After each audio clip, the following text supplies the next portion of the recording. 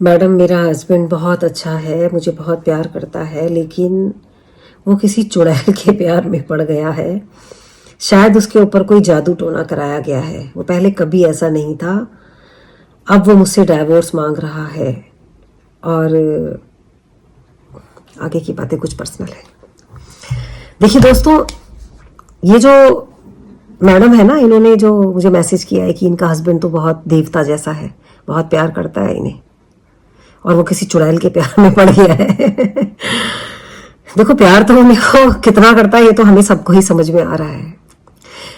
क्या होता है कि कोई इंसान जब किसी के ऊपर अंधा विश्वास करके चलता है ना, तो जब अचानक से उसके सामने कोई ऐसी सिचुएशन आती है कि उसको बोला जाता है कि तुम मुझे डाइवोर्स दे दो, मैं तुम्हारे साथ नहीं रहना चाहता या किसी और से प्यार करता हूँ वगैरह वगैरह, इस तरह की कंडीशन में इंसान ये एक्सेप्ट ही नहीं कर पाता कि उसके साथ इस तरह का कोई कांड हो गया है।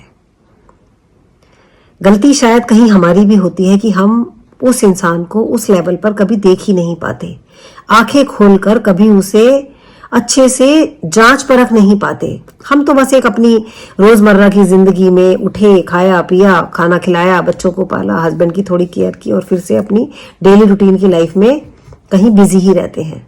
हमें जरूरत होती है बीच बीच में थोड़ा सा साइड से, कहते हैं ना, ध्यान रखने वाली बात। ऐसे करना बहुत जरूरी होता है कि हस्बैंड ठीक चल भी रहा है या नहीं, या वाइफ थोड़ी ठीक चल भी रही है या कहीं और ही कुछ स्टार्ट हो गया है।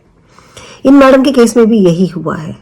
इन्हें बिल्कुल एहसास ही नहीं है इस बात का कि इनका हस्बैंड उस लड़की के साथ खुद ही इन्वॉल्व है और उस तीसरी लड़की को ये खुद ही चुड़ैल और जाने क्या क्या बोल रही है। सही कहा है किसी ने, औरत ही औरत की दुश्मन है। देखो दोस्तों, ये जो मैडम है ना जिन्होंने मुझे मैसेज किया है, अच्छी बात है, इन्हें अपने हस्बैंड के ऊपर पूरा विश्वास है, लेकिन बुरी बात यह है कि इन्हें उसके ऊपर अंधा विश्वास है। उसके कर्मकांड सामने आने के बाद भी इन्हें ये महसूस ही नहीं हो पा रहा, इन्हें विश्वास ही नहीं हो पा रहा कि कहीं ना कहीं गलती इनके हस्बैंड की भी है, बल्कि ये उस लड़की को कोसने में लगी हुई है कि वो चुड़ैल के प्यार में पड़ गया है। अरे यार, कैसी बातें करते हो आप। कोई छोटा बच्चा नहीं है आपका हस्बैंड, 5 साल का 7 साल का बच्चा नहीं है कि कोई वो जो चुड़ैल सोकुल जिसका आप नाम बता रहे हो वो उठाकर ले गई। अरे नहीं, कौन सी कहानियों की, सपनों की बातें करते हो आप। असलियत यह है कि आपका हस्बैंड खुद उस लड़की में इंटरेस्टेड है, तभी तो आपसे डाइवोर्स मांग रहा है ना। और रही बात आज तक की कि वो अब तक लड़ाई नहीं की उसने, कभी उसको परेशान, उसने आपको परेशान नहीं किया। अरे आप, वो पकड़ा भी तो नहीं गया आज तक। आप अपने घर में बिजी थे, बच्चों को पालने में, घर को संभालने में, बुजुर्गों की सेवा करने में। आज जब ये चीजें सामने आई तो वो आपसे डाइवोर्स मांग रहा है। देखो, किसी तीसरे इंसान को ना इस तरह से रिस्पॉन्सिबल ठहराना बिल्कुल बंद करो। उस तीसरे शख्स की कभी कोई गलती होती ही नहीं। गलती होती है हमारे अपने इंसान की, अपने शख्स की। किसी तीसरे इंसान की कभी इतनी औकात हो ही नहीं सकती कि तुम्हारे घर में आग लगा दे। गलती तो कहीं हमारे अपनों की ही होती है। उन्हें सब पता होता है, सारी कमजोरियां, सारी अच्छाइयां, सारी बुराइयां, घर की एक एक कमजोर बात उन्हें पता होती है। उसके बावजूद वो हमारे साथ दगा कर जाते हैं। अब मैं क्या इन मैडम को बोलूं, क्योंकि ये बहुत ज्यादा डिसहार्टेड है।